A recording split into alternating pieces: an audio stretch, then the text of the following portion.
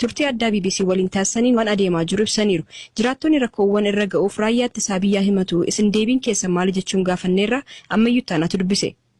Injiru akkas injiru kijibu maal siite qabatamatti waan lafa jiru uummanni shiftaan nurraa balleessaa jedhaa jira malee uummanni raayyaan ittisa biyyaa nu miidheeraa raayyaa ittisa biyyaa nurraa kaasaa raayyaan ittisa biyyaa kana dalageera waan jedhu tokkollee injiru. Kanaafuu opereeshinii mootummaan gaggeessaa jiruun lammiileen nagaa miidhamaa hin jiran aan jettani jeneraal. Karaa mootummaatiin nam tokko kan miidhame yoo argame mootummaan itti gaafatamaa yoo dogoggoraan nama ajjeeseera ta'e. Jeneraal wanta uummatarraa dhaga'e wanta dhimma kana waggoota lamaan darba hordofeefan gaafa kana isin gaafachaa jira rakkoowwan dhalataa jiraniif jiraattonni hidhattoota qofaa miti raayyaa ittisa biyyaallee ni himatu. Maal nu godhe jedhamee raayyaan ittisa biyyaa uummatichi kana na godhe wanni inni jedhu maali raayyaan ittisa biyyaa hin dalagaa yoo kan jedhamu ta'e dhugaa yoo ta'e mootummaanis itti gaafatamaa hin fixata.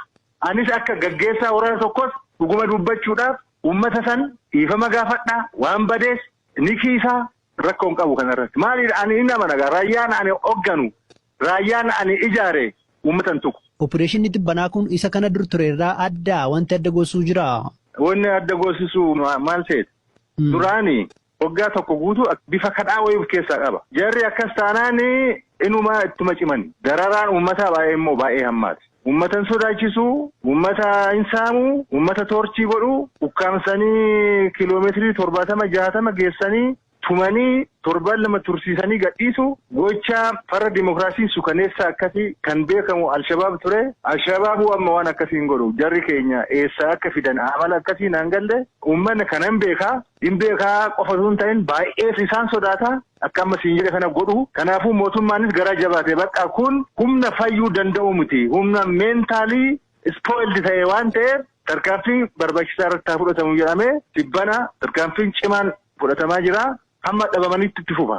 Uummanni iyyatu uummata irratti shiftaa dhiisee taa'ee dhimma laaluuf hin qabu.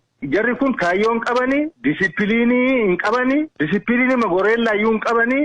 Miseensonni raayyaallee akka miidhamanii jiran dhimma kana keessatti nageenya lammatammoo akkasiin itti himtanitti milkaa'aa jirreettanii gama kaaniinoo kanneen harka kennatanii jiru. Waraana keessatti kan jiru ka'uuf isaaniitti dhufanii kan jiru. Gaaf kaan raayyaa ittisa biyyaatu miidhaa gaaf kaan immoo hidhattoota ni miidhaa gidduutti rakkannee hidhattoonni fi raayyaan ittisa biyyaa immoo yeroo laadhaan yeroo rukutanii dhagarru jedhanii immoo himatu. Uummanni akkasiin hin jedhu akkamse uummanni waan jedhu sitti himu tokkoffaa shiftaa sodaannaa shiftaan nu ajjeesaa raayyaan ittisa biyyaa nu ajjeesu. Kanaafuu waan raayyaan ittisa biyyaa jedhu caalaa waan shiftaan jedhu hojiirra oolchinaa jedha akkasitti sitti himamanii akka ammatti jettu sanatti himu. Raayyaan ittisa biyyaa maaliif rakkisa? Isarraa nyaatu. Garuu haaluma raayyaa keessaa nam tokko uummata dararaa geessinaan immediately tarkaanfii fudhatamu waan ta'eef naamusaan hojjetaa karaa gara biraatiin yoo dogoggorri uumamee karaa raayyaa ittisa biyyaatiin namni illee miidhamee jiraate raayyaan ittisa biyyaa hin fixata. Gama kaaniin immoo erguma komaand poostiin labsamee asii namoonni hidhaman jiru ammas ni hidhamu ammas ni hiikamu deebisanii immoo hidhamu kan achi buuteen isaanii dhabamee inni jiru. Sobaadha qollolla jiraan gaafatanii rabbii jedhaati. Qollolla miti jeneraal. Inkisibanii maaliif seete psychological warfare beektaa waan jedhamutu jira. Loltuu tokko osoo ajjeesne 80 ajjeesnees hin jiru. Qawwee 100 boojinees hin jiru. Raayyaan ittisa biyyaa qabalee akkasii seenee nama gatii fixes hin jiru. Yookaan namni sun hin fixamne yookaan yoo fixames isaantu fixe.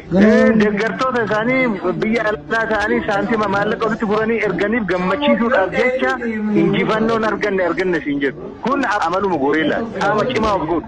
Isaan amma loltuu keenya fuuldura dhaabbatanii gaaf tokko lolaniin beekan utuma baqatan rukutaman utuma baqatan qabamu.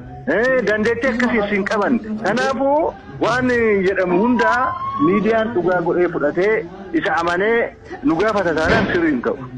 Waan jedhamu hunda fudhanna osoo hin taane nuti si dhimma kana hordofa waan turreedhaa fi bitaa mirga si laallaa hin gaafannaa hin hubannaa bakki rakkoon jiru bakki manni jirus hordofaadhuma waan turreedhaa fi waan ijaas argaa turreefidhaaf kana isin gaafachaa jiru. Garuu gama lixaa kana hidhattoonni bosonatti hafan hooggantoota ABO jalatti ajajaman qofaa turanii hidhattoonni kaan hin jiranii kan socho'an. Hin jiran kan biraamoo hin jiran.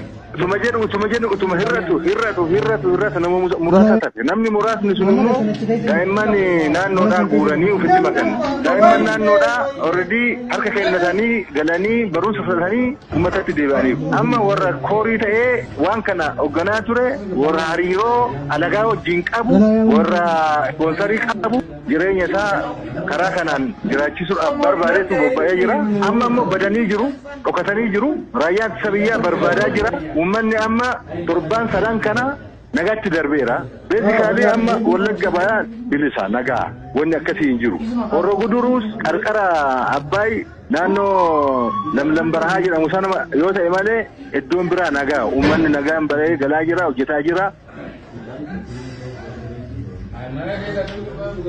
Ambulaansiin dhufti bakka ammas ambulaansiin kana fuuti moo